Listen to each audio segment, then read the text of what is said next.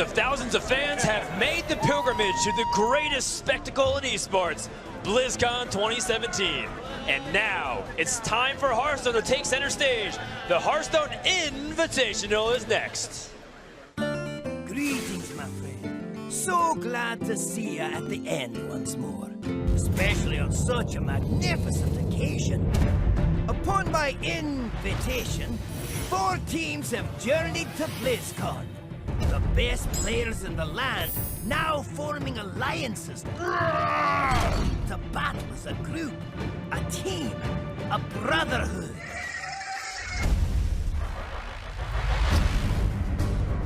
We're the Grime Street Grifters. We are the Jungle Giants, the big-time Buccaneers, the Chillbreak Crusaders. If I had to be honest, I'm not really looking forward to playing against any of these teams. I was really hoping for some stronger competition.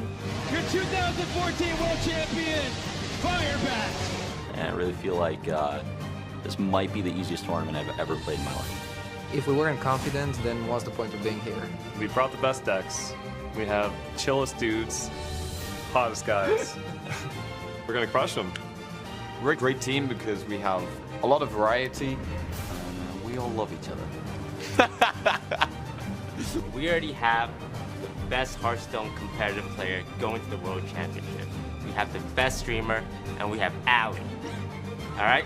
How can we beat it? Like, if someone beat us, they're gonna put that on their resume because it's the biggest achievement of their life. Can't argue with Yeah, that. everything that Toasty said, that's actually our team motto. One team will be remembered forever.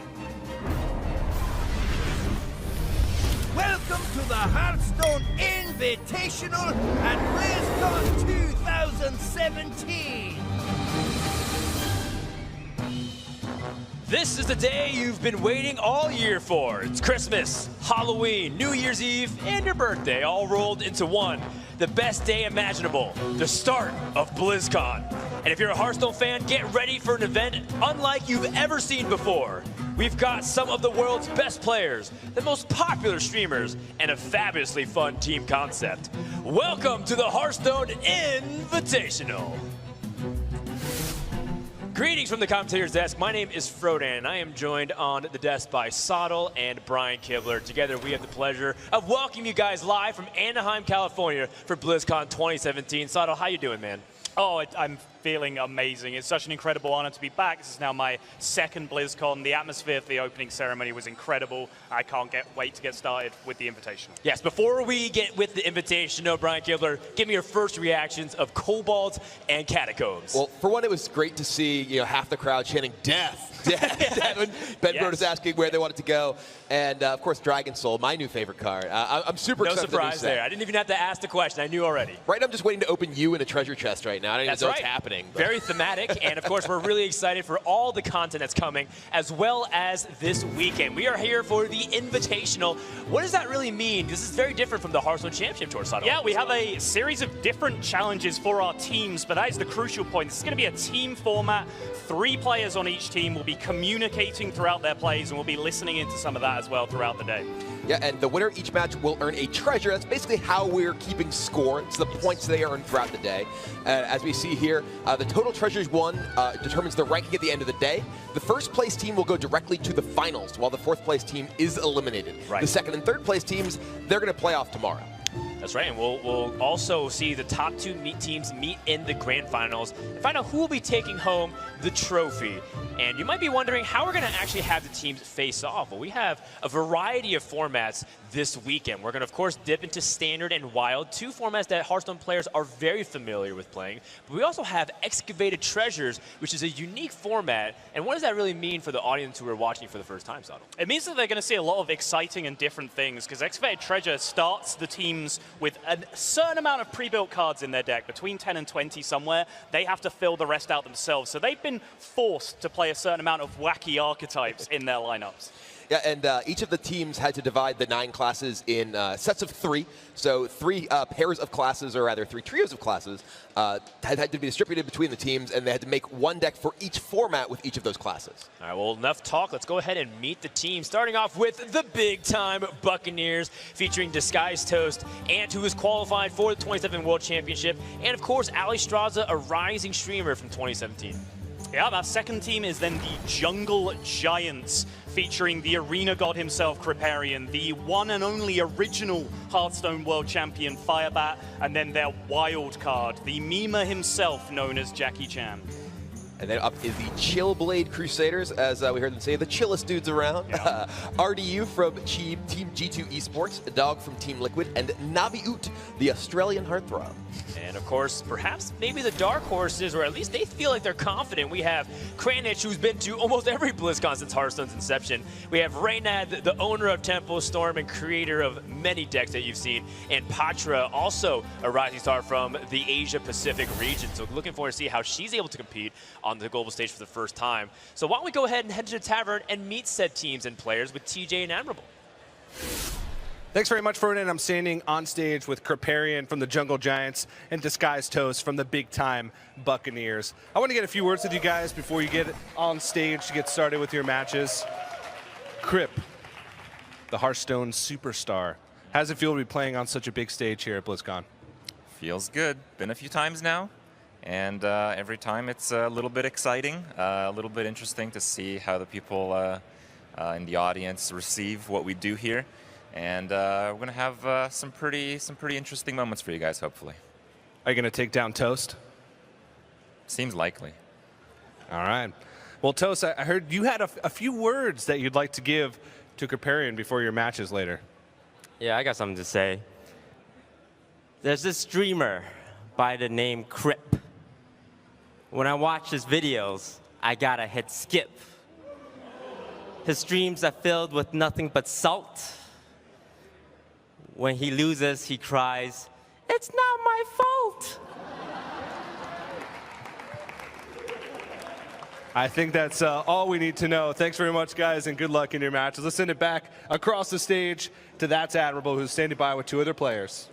That's right. Thank you very much, TJ. I am joined here by 2 more players, Andre Reynad Yanyuk of the House Tempo Storm, the first of his name, the Unlucky, Lord of the Arenas and of the First Decks, the Breaker of Metas, King of the Great Salt Sea, and Father of Doomguards. And this is Navi Oot of Australia. First question to Reynad. What's the biggest challenge you faced preparing for this team event rather than an individual event? I mean, honestly, it was kind of balancing everybody's input for a new format that we hadn't seen before. We're going to be playing with these excavated treasures decks here, and that was definitely something we hadn't seen before in competitive play. So, just talking to Patra and Kranich and kind of getting everybody's opinion on how we take on a new format and trying to balance that into a lineup that we think is strong. And Navi, coming from Australia, the time zone difference had to be a big challenge for you guys. How did you balance that amongst your team for preparation?